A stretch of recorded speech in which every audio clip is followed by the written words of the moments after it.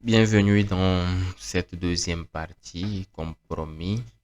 Ici, nous allons essayer d'attaquer la partie employé pour voir comment est-ce que nous devons rentrer les informations de tous nos employés.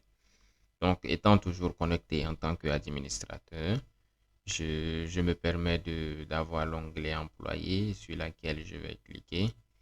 Et comme vous le constatez ici, nous avons déjà eu à rentrer certaines informations des employés ici, hors vidéo. Donc, je vais vous montrer comment ça se passe. Et pour tout type d'entreprise qui aura ce type d'application, qu'il puisse savoir exactement comment est-ce qu'il pourra procéder pour pouvoir enregistrer les informations de ses employés. Donc ici, quand vous arrivez, voici la liste des employés qui sont là.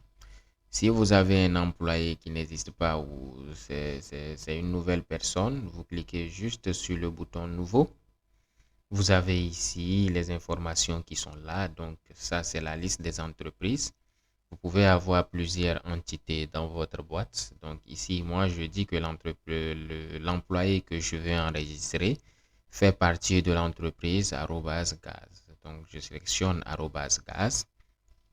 Je mets ici son nom. Donc je vais essayer de mettre ici le nom, prénom. Je vais essayer de mettre David. David, je vais dire David GG. Voilà, donc cet utilisateur a pour nom David, le nom de famille GG. Donc adresse ici, moi je vais mettre Dakar pour aller plus vite. Donc cet utilisateur est à Dakar et je mets son numéro de téléphone. Donc je mets mon propre numéro de téléphone sur laquelle vous pouvez nous contacter pour avoir cette application, pour avoir tout ça, menu de la formation. Donc c'est le 77, c'est le plus 221, 77 416 37 11. C'est bien ça. Donc l'email ici, je vais mettre david gmail gmail.com. Je rappelle que ce mail-là, c'est juste un mail fictif de l'employé que j'ai mis. Ça n'a rien à voir avec la structure. Donc, le sexe de l'employé, je dis c'est un homme. Je viens ici pour son poste, je dis qu'il est chauffeur. Bon, c'est à vous de voir quand vous choisissez chauffeur que ce n'est pas bon. Vous pouvez toutefois changer si ce n'est pas le profil. Je prends superviseur. Je peux encore changer, prendre agent de sécurité. Je peux changer. Donc ici, moi, je prends par exemple administration, ce qui veut dire que ce dernier va travailler dans le domaine de l'administration. Et une fois rentré les informations, vous pouvez cliquer sur le bouton valider. Donc, on nous dit ici que les informations de David GG ont été enregistrées avec succès. Je dis OK. Et là, nous pouvons chercher ici David GG. On voit que ça s'aligne selon l'ordre alphabétique. Donc, ici, nous avons cet élément David GG que nous venons d'enregistrer. Nous pouvons bien voir David GG, Dakar, 77 416 37 11, administration.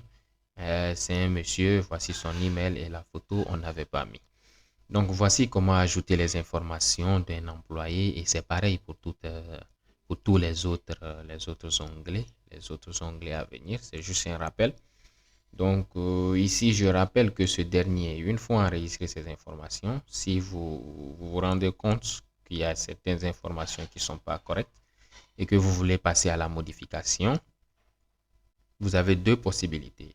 La première possibilité vous revient à faire la ligne sélectionnée de l'élément. Vous double-cliquez deux fois sur la ligne et la fenêtre s'ouvre avec des informations. Donc, si ici l'adresse au lieu de Dakar, c'était par exemple Togo, donc je mets Togo, je modifie et je valide à nouveau. Donc, on dit les informations de David GG ont été modifiées avec succès.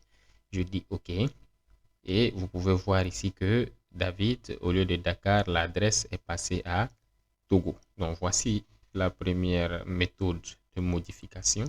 La seconde, c'est la même chose. Il vous suffit de sélectionner la ligne que vous voulez modifier et vous cliquez sur le bouton modifier ici et vous rentrez l'information que vous voulez modifier. Si je reviens sur Dakar et que je valide, vous voyez que les informations de David GG ont été modifiées avec succès. Donc quand je valide, voilà, c'est revenu sur Dakar. Donc voici un peu comment enregistrer les informations d'un élément dans l'entreprise et comment se modifier plutôt les informations de cet élément au cas où nous avons eu à faire des erreurs.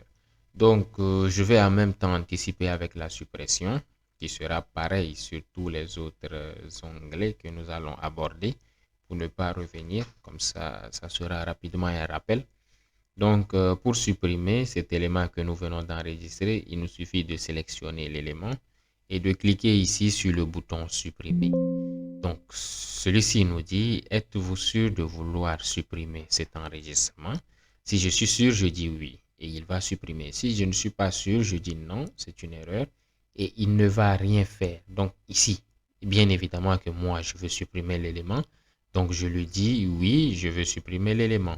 Et vous pouvez voir ici qu'il a dit suppression avec succès. Et si nous regardons dans la liste, nous n'avons plus cet élément qui s'appelle David G. Si j'essaye de vouloir faire une petite recherche sur David GG, vous voyez, cet élément n'existe plus. C'est un peu ça. Donc, pour la recherche, vous cliquez sur ces onglets. Ici, c'est pour faire la recherche du nom. Ici, c'est pour faire la recherche par rapport à l'adresse, par rapport au numéro de téléphone, le profil, le sexe, ainsi de suite.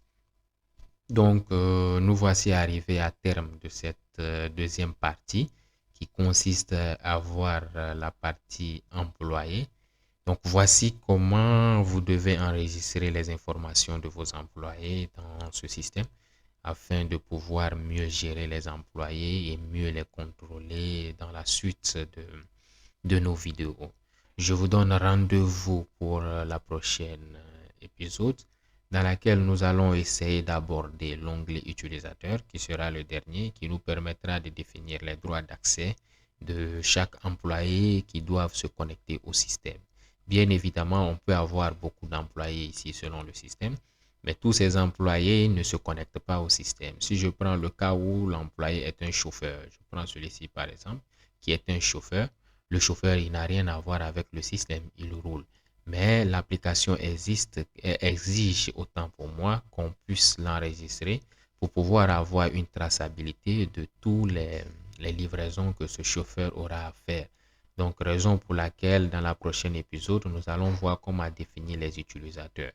Certains utilisateurs, ceux qui doivent être connectés au système pour pouvoir manipuler le système, comment on doit les donner, les attribuer les droits d'accès et comment est-ce qu'on doit les attribuer leur identifiant et leur mot de passe. Donc sur ce, je vous donne rendez-vous à la prochaine épisode. N'oubliez toujours pas de vous abonner, de liker, de partager et de commenter. N'hésitez pas de laisser en commentaire toutes vos inquiétudes. Nous allons y répondre et vous avez aussi le numéro de téléphone pour nous contacter directement qui est disponible aussi sur le WhatsApp, le plus 221 77 416 37 11.